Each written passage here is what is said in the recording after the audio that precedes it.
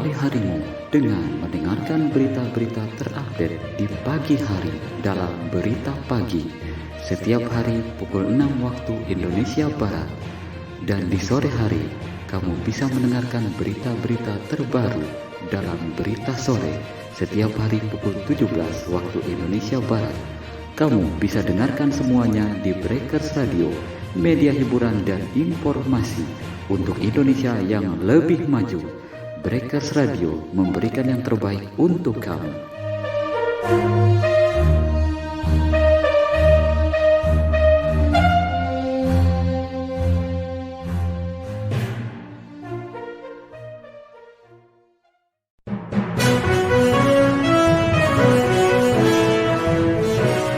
Saatnya kita mendengarkan Lintas 17 yang dipersembahkan oleh Breakers Radio, media hiburan dan informasi.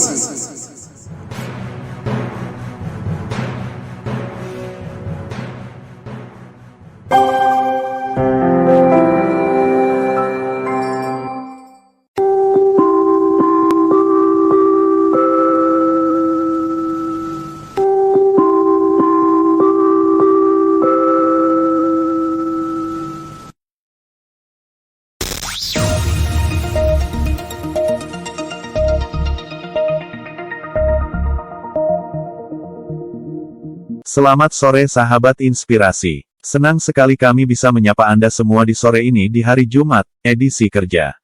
Tanggal 2 Juni tahun 2023 bersama saya Paimin.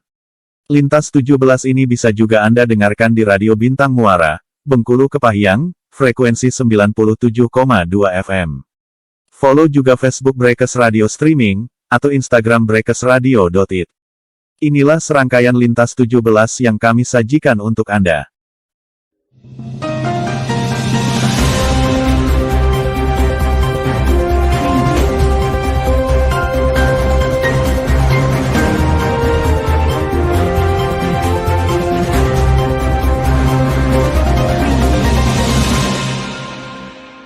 Kita awali berita pertama. Pendengar, rumah di Jatinegara Jaktim kebakaran, 1 orang tewas. Kebakaran rumah terjadi di kawasan Jatinegara, Jakarta Timur, Jaktim.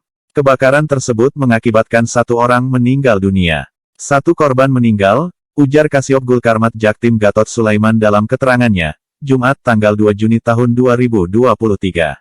Peristiwa kebakaran itu terjadi di Jalan Sawadaya 4, RT 0405, Jatinegara, Cakung, Jaktim, pukul 4.28 waktu Indonesia Barat. Api melahap rumah tinggal milik warga. Objek terbakar, rumah tinggal, jenis bangunan rendah, katanya. Sebanyak 12 unit dengan 60 personel diturunkan. Api bisa dipadamkan setelah kurang lebih 1 jam pemadaman. Waktu mulai operasi pukul 4.38 waktu Indonesia Barat, waktu selesai operasi pukul 6:02 waktu Indonesia Barat, ujarnya. Akibat kejadian itu, 1 orang meninggal dunia. Korban dibawa ke RS Polri Kramat Jati. Pendengar, tertangkap lagi penipu just tip tiket Coldplay. Polisi kembali menangkap pelaku penipuan tiket konser Coldplay. Kali ini beberapa pelaku ditangkap di markasnya di Sidenreng Rapang, Sidrap, Sulawesi Selatan. Penangkapan dilakukan pelaku ditangkap atas laporan baru yang diterima Polda Metro Jaya. Sebelumnya, polisi menangkap pelaku penipuan just tip tiket konser Coldplay, pasangan suami istri di Yogyakarta. Polisi menduga masih banyak pelaku lain yang melakukan modus serupa. Mengingat korban yang melapor ke polisi juga cukup banyak. Ditangkap di Sulsel. Tim Subdit Siber di Treskrimum Polda Metro Jaya menangkap pelaku penipuan modus just tip tiket konser Coldplay di Sulawesi Selatan. Tim yang sudah diberangkatkan ke wilayah Sulawesi Selatan telah berhasil melakukan penangkapan terhadap pelaku penipuan dengan modus operandi, yaitu penipuan penjualan tiket konser Coldplay, kata Kanit 2 Subdit Siber, AKP Charles Bagesar, kepada wartawan di Polda Metro Jaya. Charles mengatakan saat ini pihak kepolisian masih melakukan pengembangan. Sebab, lanjut dia, diduga masih ada pelaku lainnya yang terlibat dalam perkara penipuan tersebut. Kedua pelaku ditangkap pada pukul 3 pagi WITA di Sidenreng Rapang, Sidrap, Sulsel. Saat ini kedua pelaku diterbangkan ke Jakarta. Jadi saat ini tim telah mengamankan 2 orang pelaku dengan peran masing-masing. Kemudian saat ini tim sedang melakukan pengembangan untuk mengembangkan terhadap pelaku yang lain yang diduga kuat masih ada pelaku lain yang terlibat, ujarnya. Tipu-tipu via akun Twitter. Sementara itu, tim Resmo Polda Sulawesi Selatan yang membantu Polda Metro Jaya menangkap para pelaku menyebutkan ada 4 pelaku yang ditangkap di Sidrap. Polda Sulsel bersama tim melakukan backup unit Yutipit Siber di Treskrimsus Polda Metro Jaya mengamankan terduga pelaku tindak pidana penipuan media elektronik tiket konser band Coldplay, ujar Kanit Resmo Polda Sulsel Kompol Dharma Negara, dikutip Detik Sulsel. Pelaku ditangkap di Jalan Andi Haseng, Kelurahan Pangkajene, Kecamatan Maritenggai, Sidrap, Rabu, 31/5, sekitar pukul 5 pagi. 30 WITA.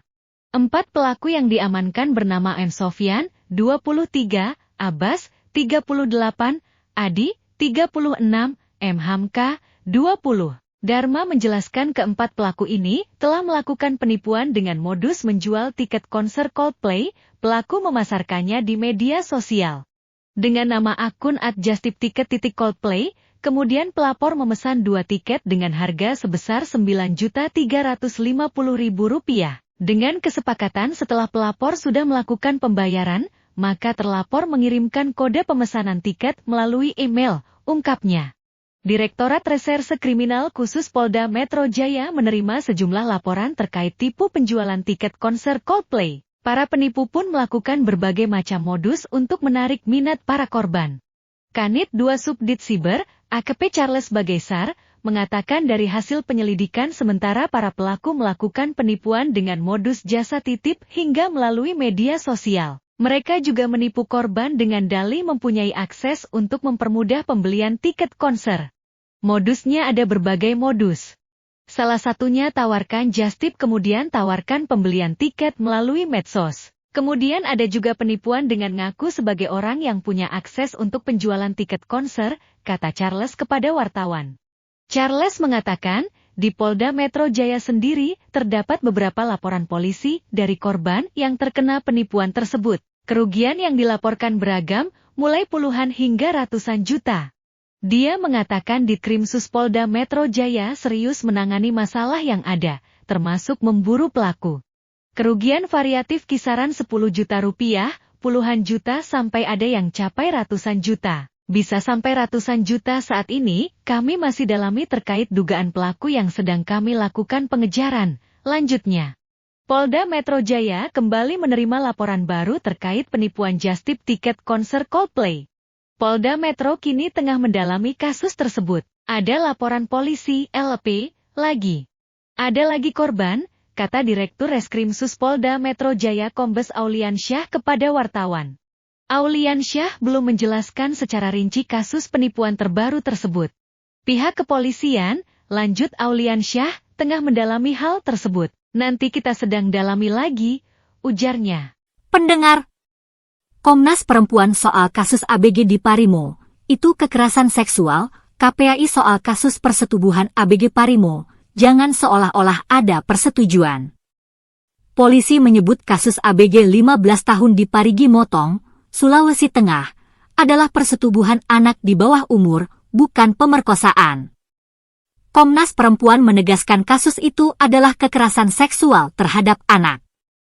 Komnas Perempuan mengingatkan kembali bahwa setiap aktivitas seksual terhadap anak adalah tindak pidana kekerasan seksual, TPKS, karena anak dinilai belum mampu memberikan persetujuan secara penuh untuk terlibat dalam aktivitas seksual, non-kompetent konsensual. Sehingga kekerasan seksual terhadap anak tidak memerlukan unsur paksaan atau kekerasan, kata Komisioner Komnas Perempuan Siti Aminah Tardi kepada wartawan. Siti menilai pelaku yang merupakan orang dewasa harusnya memberikan perlindungan kepada anak. Dia menyinggung terduga pelaku yang memiliki jabatan strategis di masyarakat. Terduga pelaku yang adalah orang dewasa berada dalam posisi-posisi strategis yang seharusnya memberikan pelindungan terhadap anak dan menjadi contoh baik di masyarakat, seperti guru, kades, anggota kepolisian menunjukkan relasi kuasa atas korban, di antaranya relasi orang dewasa terhadap anak, laki-laki terhadap perempuan, kata dia. Komnas Perempuan juga mendorong hak-hak korban dipenuhi. seperti pendampingan psikologis dan penanganan medis. Selain proses anak penegakan hukum yang tengah berlangsung di Polda Sulawesi Tengah, kami mendorong pemenuhan hak korban atas penanganan, pelindungan dan pemulihan korban segera dipenuhi dan dikoordinasikan dengan para pemangku kepentingan, dengan prioritas pada pendampingan psikologis dan penanganan medis kesehatan reproduksi, karena butuh penanganan segera, jelasnya. Anak korban kekerasan seksual dalam hal ini berhak atas serangkaian hak yang dijamin baik dalam UU Perlindungan Anak maupun UU Tindak Pidana Kekerasan Seksual. Seperti hak atas pelayanan kesehatan, hak atas pendampingan, hak untuk mendapatkan penguatan psikologis dan hak atas restitusi, imbuhnya. Siti menambahkan bahwa Komnas Perempuan akan terus memantau kasus ini. Komnas Perempuan juga akan berkoordinasi dengan berbagai pihak terkait. Komnas Perempuan akan memantau dan berkoordinasi dengan semua pihak yang relevan terkait penanganan TPKS di negara maupun masyarakat, katanya. Kapolda Sulteng Irjen Agus Nugroho dalam konferensi pers yang dikutip Kamis, 1 Juni 2023 menyebut peristiwa itu terjadi dalam kurun waktu April 2022 hingga Januari 2023. Terindikasi ada 11 orang pelaku yang melakukan persetubuhan terhadap korban yang merupakan seorang anak berusia 15 tahun. Dia mengatakan narasi awal yang menyebutkan pemerkosaan adalah keliru karena menurutnya tidak ada kekerasan atau ancaman kekerasan di baliknya. Selain itu, perbuatan itu disebut Agus tidak terjadi bersama-sama sehingga menurutnya istilah pemerkosaan bergiliran tidaklah tepat. Dalam perkara ini tidak ada unsur kekerasan, ancaman, ataupun ancaman kekerasan termasuk juga pengancaman terhadap korban. Dalam kaitan dengan dilakukan secara bersama-sama, dari pemeriksaan pun sudah jelas dan tegas bahwa tindak pidana ini dilakukan berdiri sendiri-sendiri, tidak dilakukan secara bersama-sama, ucap Kapolda Sulteng Irjen Agus Nugroho dalam konferensi pers. Namun dari 11 orang itu baru 10 orang yang dijerat sebagai tersangka. Seorang yang belum dijerat sebagai tersangka adalah oknum anggota BRIMOB yang disebut Agus masih menjalani pemeriksaan. Agus juga menyebut alasan oknum BRIMOB itu belum jadi tersangka karena minimnya alat bukti. Di sisi lain, ada 3 orang dari 10 orang tersangka yang statusnya masih buronan. Dia meminta para buronan itu segera menyerahkan diri. Kapolda Sulteng Irjen Agus Nugroho mengatakan kasus ABG 15 tahun di Parigi Motong bukanlah pemerkosaan, melainkan persetubuhan anak di bawah umur. KPAI berharap tidak ada pergeseran subjek yang seolah-olah anak memberikan persetujuan dalam kasus ini. 2 hal ya, tidak boleh ada pergeseran subjek seolah-olah korban ada persetujuan, karena tentu persetujuan atau tidak dengan anak merupakan tindak pidana, kata Ketua KPAI Ai Mariati kepada wartawan. Ai mengatakan tidak sedikit yang diderita oleh korban anak dalam kasus ini. Menurutnya, anak korban kemungkinan takut untuk melaporkan kejadian persetubuhan ini. Tidak sedikit yang dia derita, karena apa? Takut, malu, dan lain-lain. Sehingga kan dia dimanfaatkan sekali oleh pihak-pihak ini, dianggap dengan membayar misalnya ya tidak seberapalah, ini juga disebut relasi kuasa, tidak seimbang, jelas Ai. Yang harus kita cermati adalah bagaimana peristiwa berulang itu tanpa mampu memutuskan. Ketika misalnya ada bujuk rayu dianggapnya, ya memang gimana ya, mau ngadu takut, kebayanglah dalam situasi kerentanan psikologinya, lanjutnya. Ai mengatakan KPAI berupaya melindungi korban. Saat ini KPAI berkoordinasi dengan Lembaga Perlindungan Saksi dan Korban, LPSK, untuk memberikan pendampingan kepada korban. Di luar itu semua, tentu KPAI berupaya juga melindungi hak-hak korban, di antaranya kami sudah menghubungi LPSK untuk segera turun karena melihat dari sisi risiko yang dialami korban sampai informasinya ditangani secara medis, mengalami penyakit yang sedemikian buruk, ini mengkonfirmasi apa yang dialami. Mungkin hanya peristiwa yang biasa saja tidak akan sampai seburuk ini yang dia derita, tutur dia.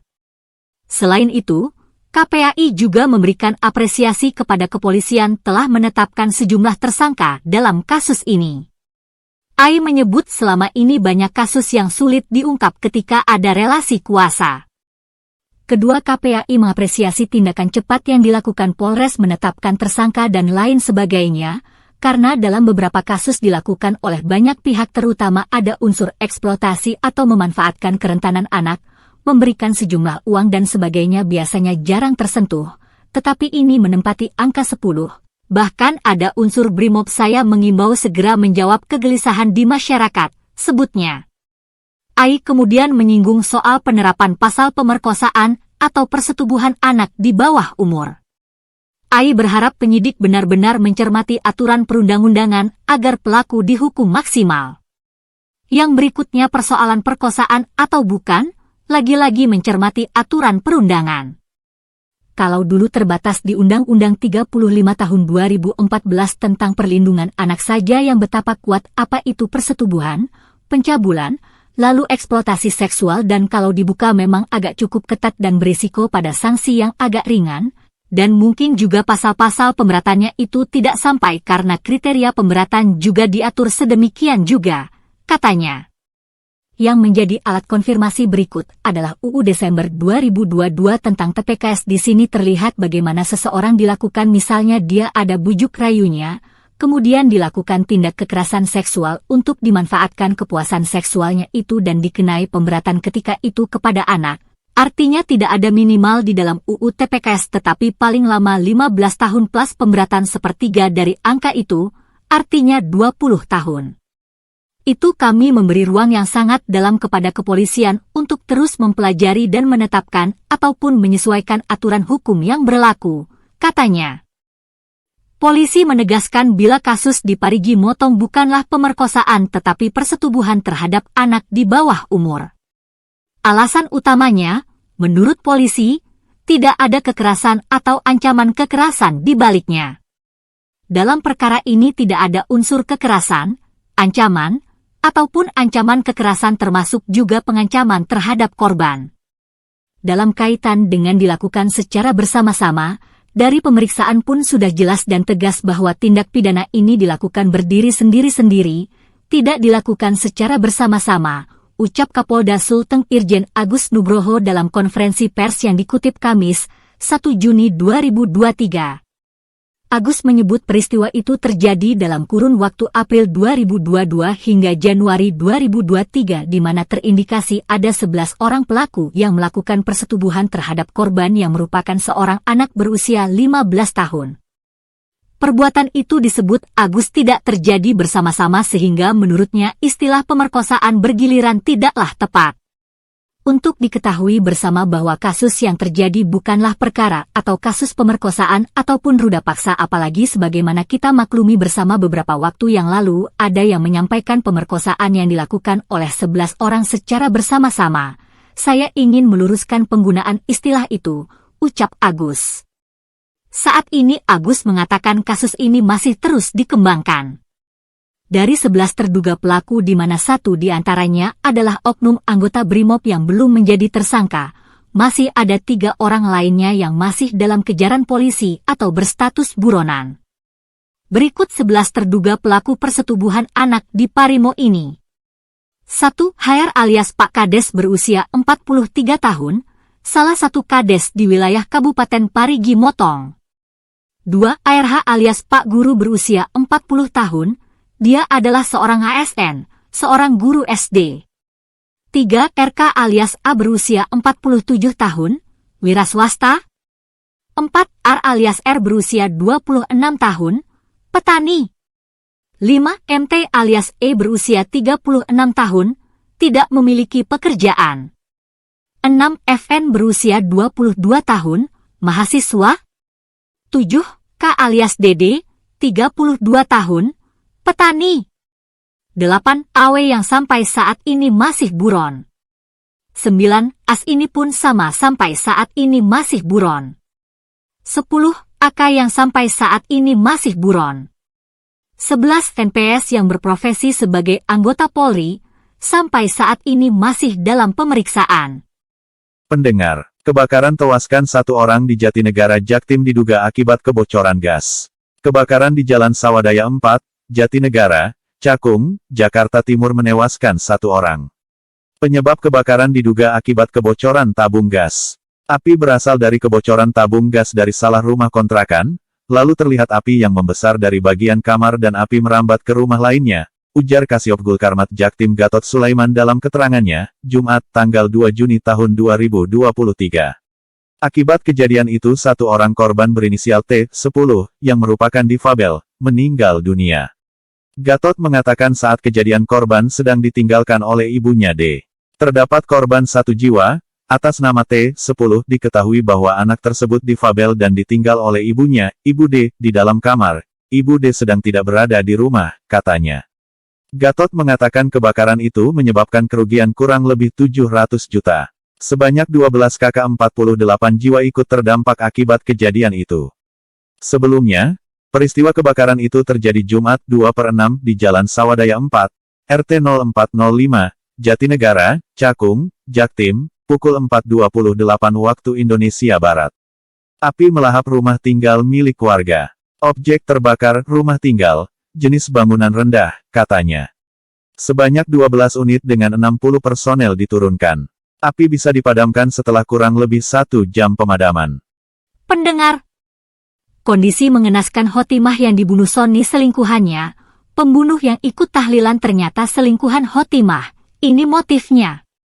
Tersangka pelaku pembunuhan wanita di Bangkalan leher nyaris putus yang ternyata selingkuhan korban. Pembunuhan Hotimah, 39, wanita di Bangkalan yang tewas dengan leher hampir putus ternyata dilakukan selingkuhannya, Sony Safaat, 25. Hotimah dibunuh karena meminta pertanggungjawaban setelah dihamili Sony. Kapolres Bangkalan AKBP Febri Isman Jaya mengatakan, kasus pembunuhan warga desa Karangduek, Kecamatan Arusbaya, itu bermotif asmara. Dari hasil keterangan saksi maupun tersangka, yang bersangkutan mengaku pacaran, motifnya asmara karena korban ini minta pertanggungjawaban dari pacarnya, kata Febri, dilansir Detik Jatim. Febri menyebut, pelaku tak terima saat korban meminta pertanggungjawaban usai dihamili. Sebelum dibunuh, sempat terjadi cekcok antara keduanya. Sebelum terjadi pembunuhan memang terjadi peristiwa seperti itu sempat cekcok, imbuhnya. Sebelum melakukan pembunuhan itu, Sony sempat mengajak korban untuk bertemu. Pertemuan itu terjadi beberapa jam sebelum pembunuhan terjadi. Pria itu sudah menyiapkan pisau saat datang menemui korban. Korban diajak bertemu oleh pelaku. Di saat yang sama, pelaku sudah membawa sebilah pisau, imbuhnya. Sebelumnya, polisi memeriksa 6 saksi dalam kasus ini. Salah satunya yakni suami Hotimah. Sebelumnya Hotimah, 39, wanita di Bangkalan tewas dibunuh selingkuhannya, Sony Safaat, 25. Kondisi mayat Hotimah mengenaskan karena lehernya hampir putus. Dilansir Detik Jatim, jenazah korban pertama kali ditemukan oleh ibunya pada Senin, 29 Mei 2023. Saat ditemukan tewas, korban Hotimah mengalami luka akibat benda tajam di bagian leher dan perutnya. Jenazah korban yang tewas mengenaskan itu langsung diotopsi. Dokter forensik RSUD Syamrabu Bangkalan Dr. Edi Suharto saat itu mengatakan bahwa dari hasil pemeriksaan sementara korban meninggal akibat luka gorok di bagian leher. Terdapat luka di leher diduga luka tersebut diperoleh akibat sayatan senjata tajam. Ya, hampir putus, kondisinya begitu, ujarnya. Kapolres Bangkalan AKBP Febri Isman Jaya mengatakan saat ini pelaku sudah ditangkap. Polisi menangkap pelaku usai memintai keterangan sejumlah saksi dan memeriksa riwayat komunikasi di ponsel korban. Dari pemeriksaan itu juga diketahui kapan terakhir kali korban bertemu dengan pelaku. Saat ini korban sudah kami amankan. Kami menemukan barang bukti tersebut, pisau, yang digunakan pelaku untuk membunuh korban itu, kata Febri. Terima kasih Anda masih bersama kami. Kini kita ke berita selanjutnya. Pendengar, sosialisasi 4 pilar, Waket MPR bicara modal hadapi Indonesia Emas 2045. Wakil Ketua MPR Yandri Susanto mengajak para milenial untuk menyongsong Indonesia Emas pada tahun 2045. Menjelang tahun emas, Indonesia perlu menyiapkan modal dengan memanfaatkan bonus demografi. Menurutnya, bonus demografi bisa membawa masalah bila tidak dikelola dengan baik. Oleh karena itu, ia mendorong generasi emas Indonesia (GESID) agar menjadi garda terdepan dalam menyongsong masa depan. Mari kita bersama dan bersatu untuk mempersiapkan masa depan, ujar Yandri dalam keterangannya, Jumat tanggal 2 Juni tahun 2023. Hal ini ia ungkapkan saat menghadiri sosialisasi 4 pilar MPR sekaligus pelantikan Badan Pimpinan Nasional GESID, Generasi Emas Indonesia, di Gedung Nusantara V, Komplek Gedung MPR DPR, Senayan, Jakarta. Lebih lanjut, Yandri menjelaskan dalam menyongsong masa depan, ada tantangan yang perlu dijawab oleh GESID. Salah satunya terkait persoalan kaum muda yang kini ketergantungan pada media sosial. Problem minuman keras dan narkoba juga banyak yang menjerat anak muda, jelasnya. Selain itu, lanjut Yandri, masih melimpahnya barang impor yang masuk ke Indonesia juga menjadi tantangan yang perlu dihadapi. Bila dibiarkan akan menjadikan bangsa ini tergantung pada bangsa lain, paparnya. Melihat masalah tersebut, Yandri pun mendukung GESID untuk memberdayakan desa di Indonesia. Sebab, bila setiap desa memiliki badan usaha maka segala kebutuhan bisa dipenuhi dari dalam negeri. Sehingga kita tak perlu impor, paparnya. Yandri mengatakan masyarakat harus dapat mengelola potensi alam dan sumber secara mandiri sehingga tidak bergantung dengan impor. Potensi tersebut jangan sampai dinikmati oleh orang lain, ungkapnya. Tantangan tersebut, menurut Yandri, perlu dijawab dan dituntaskan oleh GESID. Bisa tidak menjawab tantangan ini, tanyanya. Pertanyaan tersebut pun direspons seruan, bisa, dari para audiens.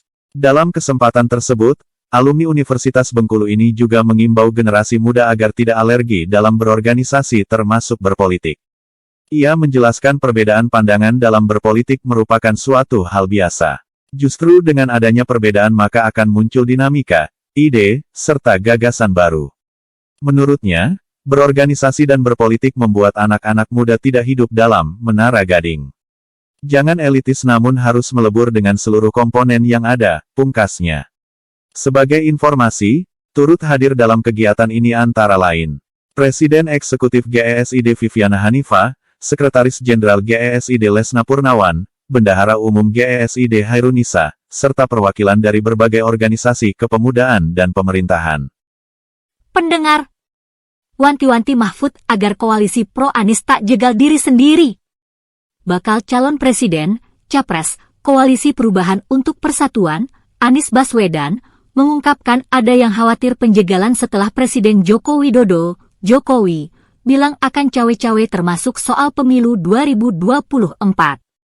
Menko Polhukam Mahfud MD justru mengingatkan koalisi pendukung Anies tak jegal diri sendiri. Mahfud MD menepis kekhawatiran yang diungkap Anies Baswedan soal penjegalan usai Jokowi menyatakan akan cawe-cawe. Mahfud menyebut tak ada upaya penjegalan yang dilakukan pemerintah. Ndak ada, penjegalan, itu isi politik, itu bagian dari perlombaan kontestasi politik yang mengatakan ini dijegal, mungkin biar pendukungnya muncul atau mungkin biar yang milih sedikit. Kenapa dijegal? Karena ini. Ndak ada penjegalan Anies, kata Mahfud di lapangan Pancasila, ND, NTT. Mahfud menyebut tak ada upaya penjegalan dari pemerintahan saat ini seperti yang dikhawatirkan Anies. Mahfud justru berpesan kepada poros koalisi pendukung Anies kompak supaya tidak dijegal oleh internalnya sendiri. Kalau pemerintah tidak menjegal, mungkin saudara sih cuma ndak enak mau bilang terus terang, mungkin dari tulisan-tulisan dan pernyataan Denny Indrayana. Ndak ada yang akan menjegal. Malah saya katakan kepada dia, kamu harus usahakan di dalam berbagai forum agar koalisi yang mendukung Anies itu kompak agar Anies dapat tiket, tidak dijegal oleh internalnya sendiri, ujarnya. Kalau pemerintah tidak, persilakan. Kita lindungi hak-haknya jadi tidak ada penjegalan, jelasnya. Anies Baswedan diketahui mengaku menerima banyak ungkapan kekhawatiran usai Jokowi menyatakan akan cawe-cawe demi bangsa dan negara termasuk soal pemilu 2024. Anies berharap kekhawatiran itu tak terwujud. Jadi merespons pemberitaan yang mengungkapkan bahwa Presiden mengambil sikap untuk akan bersikap tidak netral dan akan cawe-cawe. Semenjak semalam sampai tadi siang kami banyak sekali menerima ungkapan aspirasi dan kekhawatiran, kata Anies di Jalan Brawijaya, Jakarta Selatan. Anies menjabarkan sejumlah ungkapan kekhawatiran yang diterima Anies dan Koalisi Perubahan. Antara lain penjagalan hingga potensi tak netralnya pemilu 2024. Ada yang mengungkapkan kekhawatiran penjagalan, ada yang mengungkapkan kekhawatiran kriminalisasi, ada yang kekhawatiran tentang tidak netralnya penyelenggaraan pemilu, ada kekhawatiran tentang caleg yang mungkin dapat diperlakukan tidak fair, partai yang dapat perlakuan tidak fair, calon-calon presiden yang dapat perlakuan tidak fair, ujar Anies. Kemudian potensi terjadinya kecurangan, yang semua itu dikhawatirkan muncul akibat adanya pernyataan bahwa tidak netral dan cawe-cawe, imbuhnya. Mahfud MD yang berpesan kepada poros koalisi pendukung Anies mendapat respons dari pendukung utama Anies. Partai Nasdem mengungkit piagam deklarasi yang telah ditandatangani oleh masing-masing ketua umum di Koalisi Perubahan. Kekhawatiran itu hal yang biasa. Itu manusiawi karena banyak hal yang dialami oleh Anies dalam perjalanan dia sebagai, katakanlah, baca pres. Dan saya pikir apa yang disampaikan Pak Mahfud itu adalah suatu jawaban, suatu penegasan, bahwa isunya tidak ada upaya penjagalan, kata Waketum Nasdem Ahmad Ali mengawali tanggapannya. Ali mengungkit koalisinya telah menekan piagam deklarasi koalisi. Dia menyinggung poin soal cawapres yang disepakati diserahkan sepenuhnya kepada Anies. Kemudian yang disampaikan oleh Pak Mahfud ya, ada upaya penjagalan yang bisa terjadi di internal. Di Koalisi Perubahan ini kan sudah menandatangani deklarasi, piagam koalisi yang ditandatangani oleh 3 ketua umum dan di situ ada satu poin penting bahwa persoalan calon wakil presiden itu adalah kewenangan daripada Anies Baswedan sebagai baca pres, ujarnya. Mantan Ketua Fraksi Nasdem DPR ini menilai tak akan ada kekhawatiran soal penjagalan Anies dari internal apabila partai pengusung berkomitmen dengan isi piagam tersebut. Namun, dia menduga bisa saja Anies terjegal apabila ada partai yang mengingkari perjanjian koalisi tersebut. Jadi kalaulah kemudian partai koalis ini memegang komitmen yang sudah dibuat dalam piagam itu maka tentunya itu tidak perlu dikhawatirkan ya. Jadi artinya bahwa insya Allah tidak ada upaya penjagalan dari internal koalisi, kata dia. Itu clear. Jadi, kecuali kalau ada partai yang kemudian mau mengingkari piagam itu. Jadi kemudian ada parpol yang mengingkari itu dan memaksakan keinginannya. Nah itu bisa berpotensi tuh, sambungnya. Pendengar, jawaban Anwar Usman saat diancam 8 fraksi DPR soal cabut wewenang MK. 8 fraksi di DPR RI tegas menolak sistem pemilu coblos partai setelah rumor putusan Mahkamah Konstitusi (MK) mencuat. Penolakan bahkan diwarnai dengan ancaman DPR ke MK. Ketua MK Anwar Usman pun memberi respons.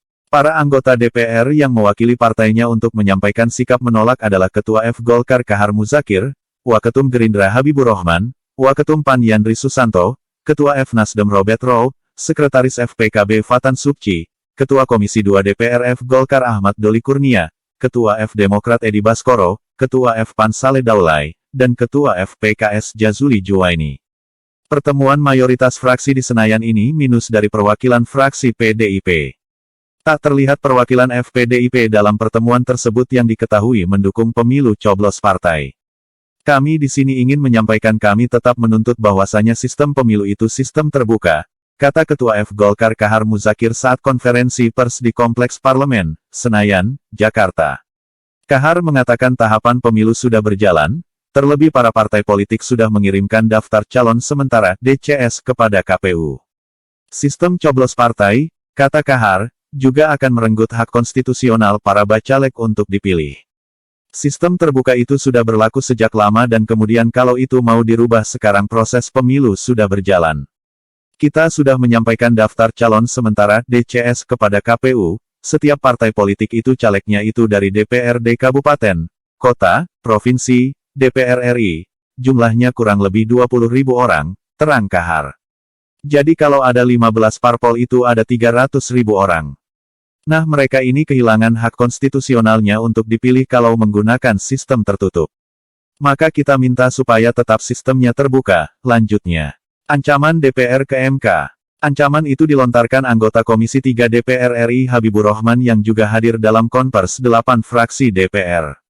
Dia menegaskan pihaknya bisa mengubah undang-undang terkait MK jika Hakim MK memutuskan mengubah sistem pemilu. Habibur Rahman awalnya menyatakan DPR tak ingin unjuk kekuasaan. Namun, dia mengingatkan semua pihak bahwa DPR punya kewenangan sebagai lembaga legislatif.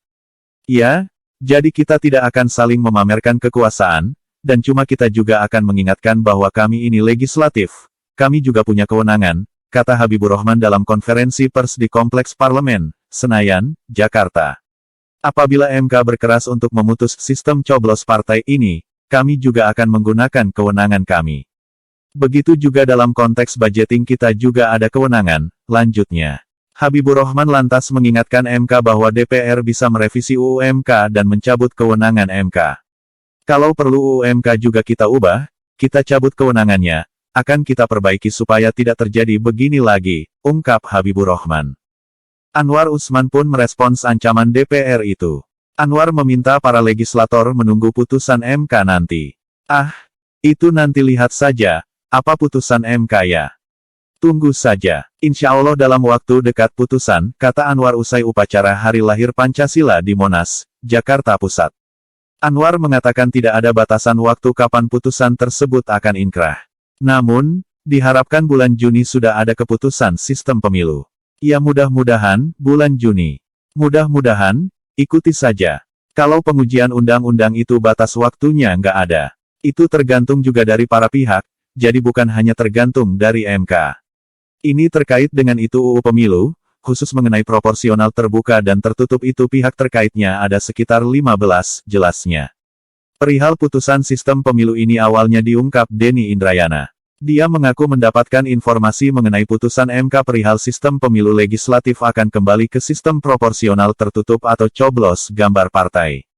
Pagi ini saya mendapatkan informasi penting. MK akan memutuskan pemilu legislatif kembali ke sistem proporsional tertutup, kembali memilih tanda gambar partai saja. Info tersebut menyatakan, komposisi putusan 6/3 dissenting, ucap Denny Indrayana kepada wartawan. Dia mengklaim informasi itu bersumber dari pihak yang sangat dipercayainya. Dia mengatakan sistem coblos gambar partai membuat pemilu menjadi seperti masa Orde Baru Orba. Terkait polemik informasi yang dia dapat itu, Denny mengklaim tidak ada rahasia negara yang bocor. Saya bisa tegaskan, tidak ada pembocoran rahasia negara, dalam pesan yang saya sampaikan kepada publik. Rahasia putusan Mahkamah Konstitusi tentu ada di MK. Sedangkan, informasi yang saya dapat, bukan dari lingkungan MK, bukan dari Hakim Konstitusi, ataupun elemen lain di MK. Ini perlu saya tegaskan, supaya tidak ada langkah mubazir melakukan pemeriksaan di lingkungan MK, padahal informasi yang saya dapat bukan dari pihak-pihak di MK, kata Denny dalam keterangan tertulisnya. Denny mengatakan dirinya menggunakan frasa, mendapat informasi. Selain itu, lanjut dia, tidak ada putusan MK yang dibocorkan sebelum dibacakan. Saya sudah secara cermat memilih frasa, mendapatkan informasi, bukan, mendapatkan bocoran. Tidak ada pula putusan yang bocor, karena kita semua tahu, memang belum ada putusannya. Saya menulis, MK akan memutuskan. Masih akan, belum diputuskan, kata Denny. Saya juga secara sadar tidak menggunakan istilah informasi dari A1, sebagaimana frasa yang digunakan dalam tweet Menko Polhukam Mahfud MD. Karena, info A1 mengandung makna informasi rahasia, seringkali dari intelijen. Saya menggunakan frasa informasi dari orang yang sangat saya percaya kredibilitasnya, sambung dia. Pendengar, tak setuju ada cawe-cawe, Syarif Hasan minta Jokowi netral di Pilpres. Wakil Ketua MPR Syarif Hasan meminta Presiden Joko Widodo sebaiknya tidak cawe-cawe urusan pemilihan presiden, Pilpres. Menurut Syarif, Presiden harus netral, tidak condong kepada satu capres tertentu. Beliau, Presiden Jokowi, ini kan bapak bangsa. Harapan kita, dia berada di atas semua capres. Apalagi, siapapun dia, siapapun yang terpilih dalam Pilpres adalah pemimpin bangsa sama seperti presiden yang sekarang, kata Syarif dalam keterangannya, Jumat, 2 Juni 2023. Syarif menyatakan Presiden Jokowi seharusnya tegas dan konsisten mengenai pernyataannya soal tidak akan cawe-cawe. Kalau tidak salah, sebulan yang lalu Presiden mengatakan tidak akan cawe-cawe. Tapi sekarang secara terbuka Presiden menyatakan akan cawe-cawe, imbuh Syarif di sela-sela kunjungan kerja ke Pacitan, Jawa Timur. Wakil Ketua MPR dari fraksi Partai Demokrat ini menyebut cawe-cawe berkonotasi negatif. Kalau sekarang Presiden mengatakan cawe-cawe dalam konotasi positif, itu hanyalah bahasa. Yang jelas cawe-cawe itu konotasinya negatif, cetus Syarif. Di sisi lain, Syarif mengatakan belum ada aturan baku yang melarang Presiden cawe-cawe. Namun, ia mempertanyakan tujuan cawe-cawe tersebut. Kita tidak tahu apakah cawe-cawe itu melanggar atau tidak. Tapi justru karena itulah kita mempertanyakan kenapa Presiden mesti cawe-cawe. Menjadi pertanyaan juga apa yang perlu dikhawatirkan sehingga Presiden harus cawe-cawe, ungkap Syarif. Menurutnya, jika Jokowi mengharapkan program-program pembangunan akan dilanjutkan Presiden berikutnya, maka hal itu bergantung Presiden berikutnya. Saya yakin semua Presiden akan mentaati undang-undang. Sepanjang kebijakannya dipayungi oleh undang-undang yang jelas, saya pikir Presiden berikutnya juga akan menjalankan itu, ucap Syarif. Syarif menyampaikan ketika Presiden Susilo Bambang Yudhoyono, SBY, mengakhiri masa jabatannya, dia bersikap netral. SBY disebutnya tidak mendukung capres manapun. Bahkan saat itu, Hatta Rajasa yang juga besan SBY menjadi cawapres, SBY tidak secara eksplisit memberikan dukungan. SBY berada di tengah-tengah, sebut anggota Majelis Tinggi Partai Demokrat ini. Tidak ada kekhawatiran pada diri SBY ketika mengakhiri 2 periode masa jabatannya, maka tidak ada beban. Karena itu SBY tidak cawe-cawe, ujar Syarif. Anda sedang mendengarkan berita utama dari Breakers Radio.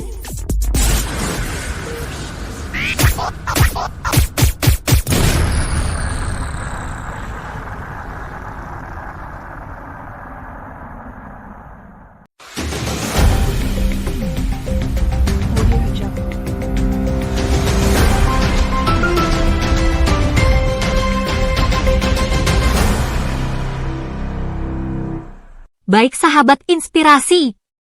Jangan kemana-mana dulu, kami akan segera kembali lagi. Sahabat inspirasi, jangan kemana-mana dulu ya, karena kami akan segera kembali.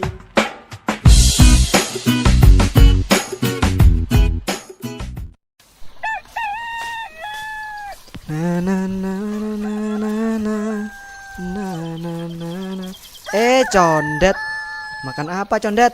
Ada Bang Jono, ini nih, habis makan bubur. Makan bubur?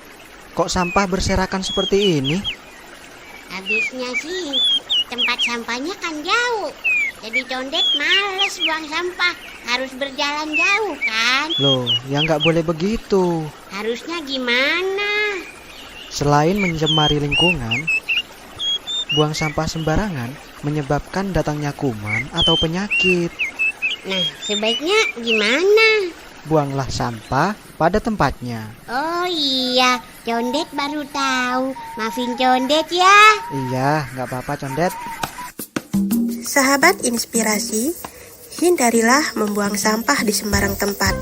Karena di samping menyebabkan pencemaran lingkungan, sampah juga bisa menyumbat aliran air, sehingga banyak terjadi longsor, air sungai yang meluap, serta mempermudah datangnya penyakit.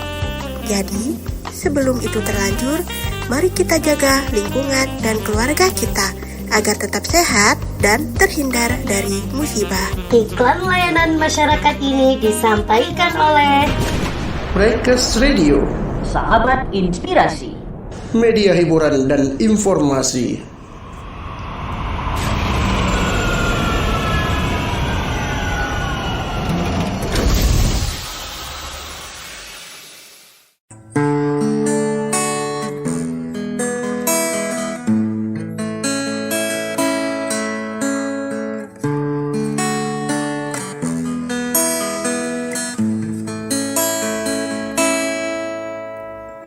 Halo, saya Dede Jadawan, saya mengucapkan selamat hari jadi Radio Breakers yang kedua. Semoga makin maju ke depannya, makin luar biasa, makin keren yang pastinya ya. Sukses selalu. Lagu dan berita terkini, media hiburan dan informasi.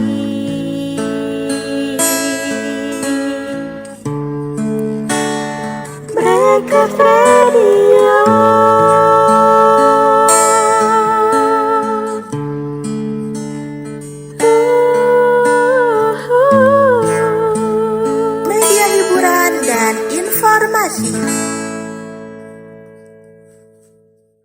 Breakers Radio, media hiburan dan informasi.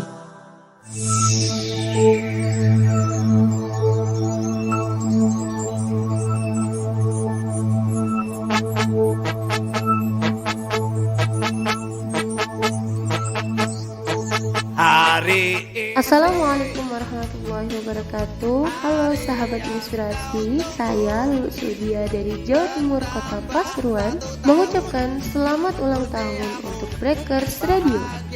Semoga Breakers Radio menjadi radio inspirasi untuk kita semua dan makin banyak pendengarnya. Terima kasih. Wassalamualaikum warahmatullahi wabarakatuh.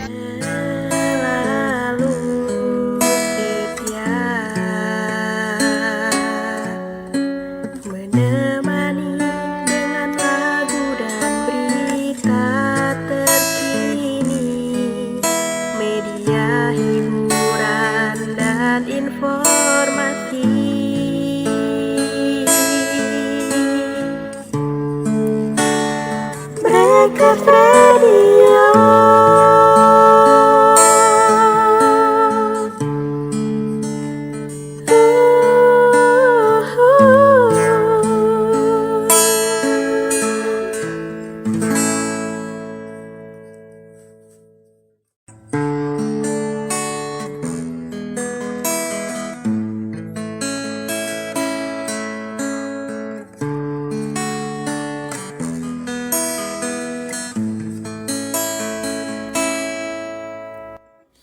Saya Maisaka mengucapkan selamat ulang tahun untuk Breakers Radio yang kedua tahun. Sukses selalu, semakin jaya di udara dan semakin dicintai para pendengarnya. Dari matamu ku tahu engkau berbohong, dari senyummu ku tahu engkau berdusta. Jadi tak perlu kau tipu-tipu diriku, karena aku tahu kartumu.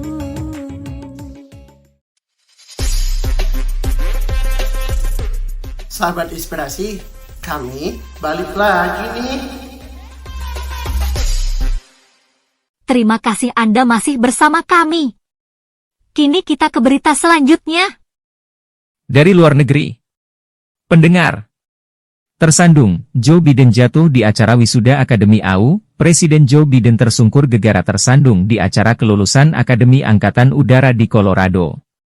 Joe Biden dipastikan tidak terluka karena insiden itu. Dilansir AFP, Jumat, 2 Juni 2023, peristiwa nahas itu terjadi usai Biden menyampaikan pidato kelulusan kepada lulusan Akademi Militer. Baru saja berjabat tangan dengan seorang taruna dan mulai berjalan kembali ke tempat duduknya, dia terjatuh. Personel Angkatan Udara yang melihat kejadian itu, membantu Biden untuk berdiri. Biden tampaknya tidak memerlukan bantuan lebih lanjut. Saat dia bangkit, Biden menunjuk ke benda yang membuatnya tersandung. Benda itu menyerupai karung pasir hitam kecil di atas panggung. Pancasilais, bersatu di pemerintahan Direktur Komunikasi Gedung Putih Ben Labolt mencuit di Twitter tak lama kemudian, dia, Biden, baik-baik saja. Ada karung pasir di atas panggung saat dia berjabat tangan. Setelah tersandung, Biden mengalami nasib buruk lainnya. Kepalanya terbentur saat keluar dari pintu helikopter. Dia tidak menunjukkan tanda-tanda cedera saat berjalan melintasi South Lawn dan menyindir wartawan bahwa saya dikantongi pasir. Pendengar, papan reklame di Mesir ambruk gegara badai pasir, 1 orang tewas, Reuters. Sebuah papan reklame di ibu kota Mesir, Kairo, ambruk. Akibatnya, 1 orang tewas dan 5 lainnya luka-luka. Dilansir AFP, Jumat, 2 Juni 2023, papan reklame itu ambruk usai badai menerjang pusat Kairo. Sebanyak 4 kendaraan dilaporkan rusak. Otoritas lalu lintas Mesir lalu memindahkan puing papan reklame dan memulihkan pergerakan lalu lintas, menurut surat kabar Mesir, Al-Ahram. Badai pasir diketahui kerap menerjang Mesir selama musim semi. Hal ini tentu menyebabkan masalah pernapasan. Pihak berwenang menutup 2 pelabuhan di sepanjang terusan Suez pada Kamis 1 Juni. Pasalnya, karena kondisi cuaca buruk, termasuk angin kencang dan gelombang air tinggi serta badai pasir. Jarak pandang yang berkurang selama badai berlangsung. Jalan di Mesir terkenal berbahaya dan tidak dirawat dengan baik. Para pengemudi sering melanggar batas kecepatan dan peraturan lalu lintas lainnya. Pendengar, geger 45 tas berisi jasad manusia ditemukan di jurang Meksiko. Polisi Meksiko menemukan 45 tas berisi mayat manusia. Tas-tas itu ditemukan di sebuah jurang di luar kota barat Guadalajara. Dilansir BBC, Jumat, 2 Juni 2023, petugas sedang mencari 7 pekerja call center yang dilaporkan hilang minggu lalu, ketika mereka menemukan mayat itu. Di dalam tas, terdapat mayat laki-laki dan perempuan. Belum diketahui pasti jumlah mayat yang ditemukan. Pencarian diperkirakan akan berlanjut selama beberapa hari. Hal itu karena medan yang sulit dan penerangan yang buruk. Pejabat kantor Kejaksaan Negara Bagian Barat, Jalisco, mengatakan dalam sebuah pernyataan bahwa, setelah mendapat petunjuk mengenai pencarian 7 orang yang hilang, mereka mulai mencari di jurang Mirador del Bosque di mana mereka menemukan tas yang berisi bagian tubuh. Petugas pemadam kebakaran dan pertahanan sipil bekerja sama dengan polisi dan kru helikopter untuk mengevakuasi jenazah. Tas pertama ditemukan pada hari Selasa 30 Juni, tetapi karena medan yang sulit dan kurangnya sinar matahari, penyelidikan dilanjutkan pada hari Rabu 31 Juni dan akan berlanjut sampai semua mayat ditemukan, kata kantor kejaksaan. Para pejabat mengatakan mereka akan terus bekerja untuk menentukan jumlah mayat, identitas, dan penyebab kematiannya. Petugas akan terus berusaha untuk memastikan keberadaan 7 orang yang dilaporkan hilang. Pendengar, AS serukan pertemuan PBB bahas upaya peluncuran satelit Korut. Amerika Serikat menyerukan pertemuan Dewan Keamanan PBB. Pertemuan tersebut guna membahas upaya peluncuran satelit Korea Utara. Dilansir Channel News Asia, Jumat, 2 Juni 2023, Korea Utara berupaya meluncurkan satelit mata-mata pertamanya ke luar angkasa, tetapi berakhir dengan kegagalan karena muatannya jatuh ke laut. Washington mengutuk peluncuran itu. Amerika mengatakan peluncuran itu menggunakan teknologi rudal balistik yang melanggar berbagai resolusi Dewan Keamanan PBB. Nate Evans, juru bicara misi AS untuk Perserikatan Bangsa-Bangsa, Amerika menyerukan pertemuan terbuka tentang peluncuran satelit itu. Diplomat PBB lainnya mengatakan pertemuan itu akan dilakukan bersama dengan Albania, Ekuador, Prancis, Jepang, Malta, dan Inggris. Menyusul peluncuran yang gagal, Kim Yo-jong, saudara perempuan pemimpin Korut Kim Jong-un, mengatakan negaranya akan segera menempatkan satelit mata-mata militer ke orbit dan bersumpah Korut akan meningkatkan kemampuan pengawasan militernya. Sementara itu, Menteri Pertahanan AS Lloyd Austin mengatakan, program nuklir dan rudal Korea Utara yang berbahaya dan membuat tidak stabil mengancam perdamaian dan stabilitas di kawasan.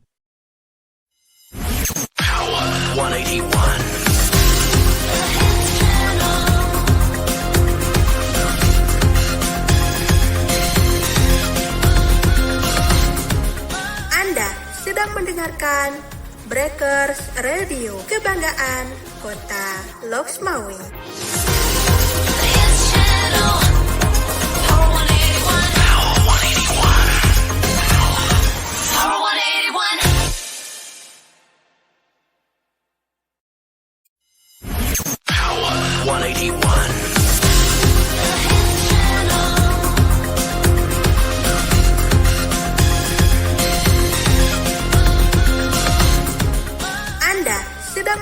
mendengarkan Breakers Radio, kebanggaan Kota Loksmawe.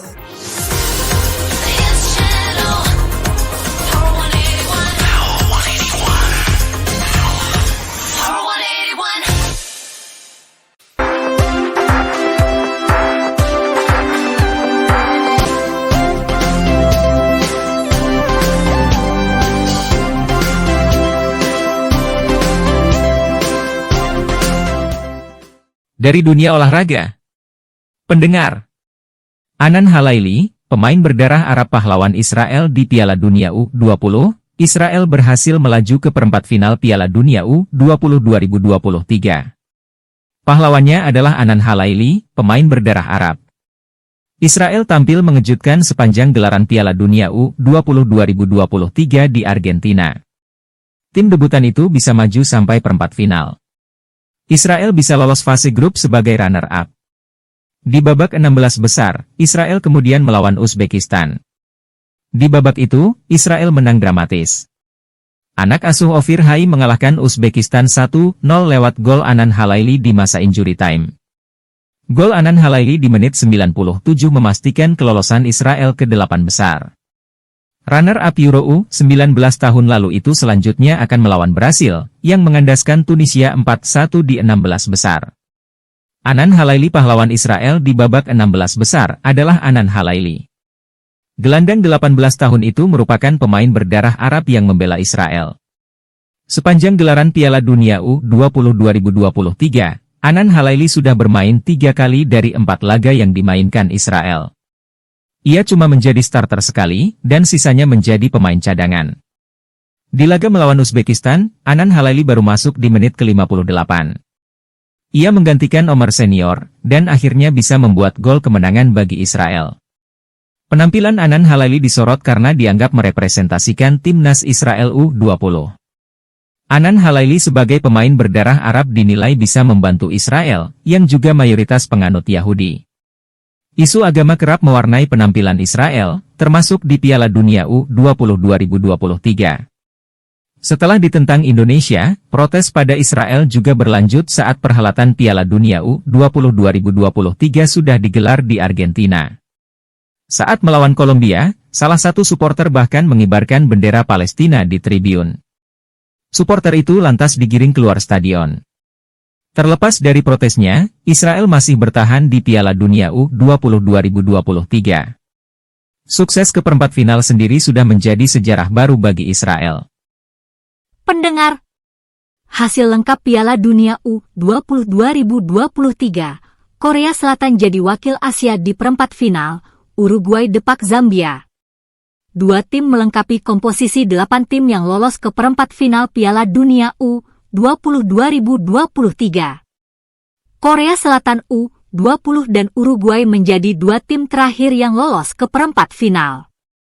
Timnas Korsel melenggang ke perempat final setelah menyingkirkan Ekuador U20, adapun Uruguay mendepak tim penuh kejutan, Zambia, Jumat, 2 Juni 2023, dini hari waktu Indonesia Barat. Korea Selatan menjadi satu-satunya wakil Asia yang melangkah ke perempat final Piala Dunia U20 2023. Wakil lainnya sudah angkat koper dari turnamen yang digelar di Argentina tersebut. Sementara itu, kejutan apik Gambia yang berhasil lolos ke 16 besar juga terhenti. Mereka tidak kuasa membendung wakil Amerika Selatan, Uruguay. Pada perempat final Piala Dunia U20 2023, Korea Selatan akan berjumpa Nigeria. Di laga lainnya Uruguay akan menantang Amerika Serikat. Pada laga 16 besar Piala Dunia U20 2023, Korea harus berjuang mati-matian untuk mengamankan tiket ke perempat final. Mereka menang atas Ekuador dengan skor ketat 3-2. 3 gol Korea Selatan dicetak oleh Lee Yang-jun, 11, Bae Joon-ho 19, dan Cho So-hyeon 48. Adapun gol Ekuador dilesakkan oleh Justin Chuero 36, penalti, dan Oscar Zambrano 84. Pertandingan benar-benar berlangsung alot. Korea sempat unggul 2-0, kemudian sempat menjadi 3-2 saat menjelang akhir laga. Namun, Korea berhasil mencegah Ekuador menambah 1 gol lagi di akhir laga. Pendengar, Cristiano Ronaldo tunggu pemain top lain hijrah ke Arab Saudi, nantikan kepindahan nama besar lainnya ke Liga Arab Saudi. Usai kepindahan Cristiano Ronaldo, nama besar lain seperti Lionel Messi dan Karim Benzema mulai dihubungkan dengan Arab Saudi. Ronaldo menantikan mereka. Cristiano Ronaldo meninggalkan sepak bola Eropa pada musim lalu selepas berpisah dengan Manchester United untuk menerima pinangan Al Nassr di Liga Arab Saudi. Ia diikat kontrak hingga 2025 mendatang dan telah menegaskan keinginannya untuk bertahan, meski sempat ada rumor bakal kembali ke Eropa. Kini justru nama-nama besar lainnya dilaporkan mempertimbangkan kepindahan ke Arab Saudi. Sebut saja Lionel Messi yang habis kontrak dengan Paris Saint-Germain pada akhir Juni ini, lalu Karim Benzema yang juga mendapatkan tawaran besar dari Arab Saudi. Kalau mereka datang, para pemain dan nama besar, pemain-pemain muda, pemain-pemain yang sudah tua, mereka akan sangat disambut karena kalau itu terjadi, liganya akan sedikit meningkat, ujar Ronaldo dalam wawancara dengan SPL seperti dikutip BBC. Ronaldo melihat peluang besar Liga Arab Saudi menjadi 5 liga top dunia.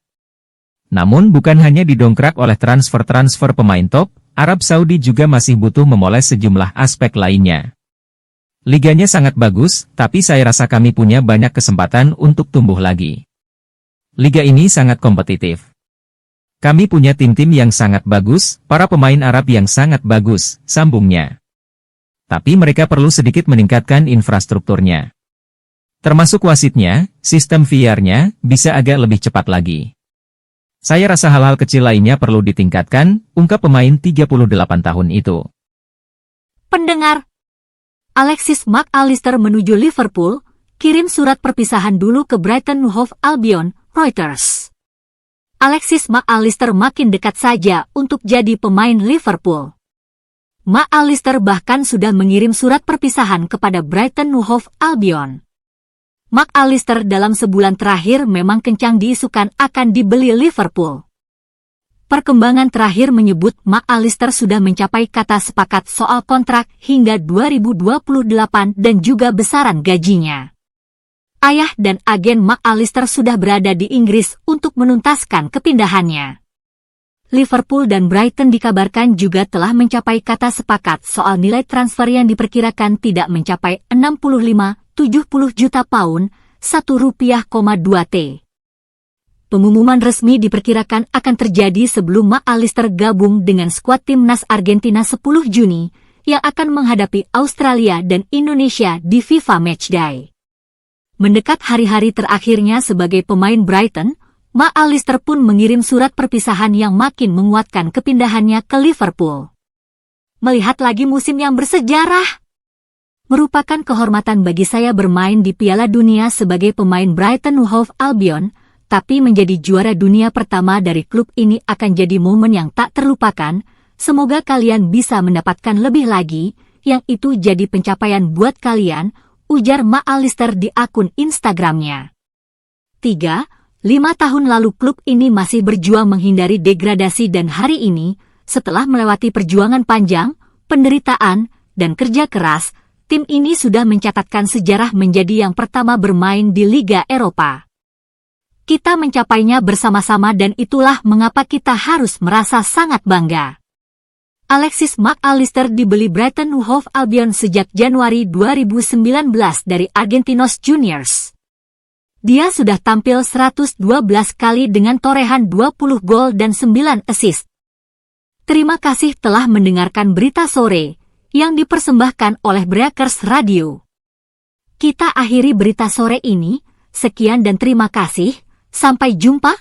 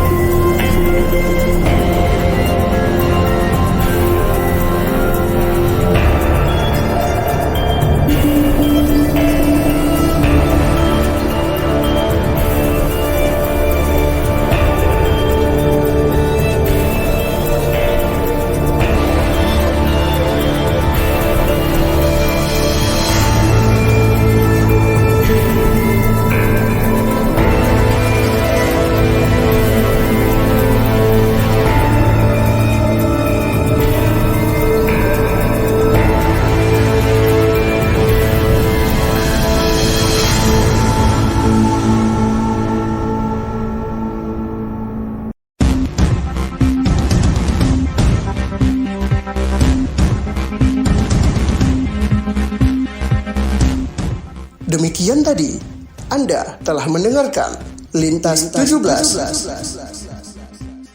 Persembahan dari Breakers Radio, media hiburan dan informasi.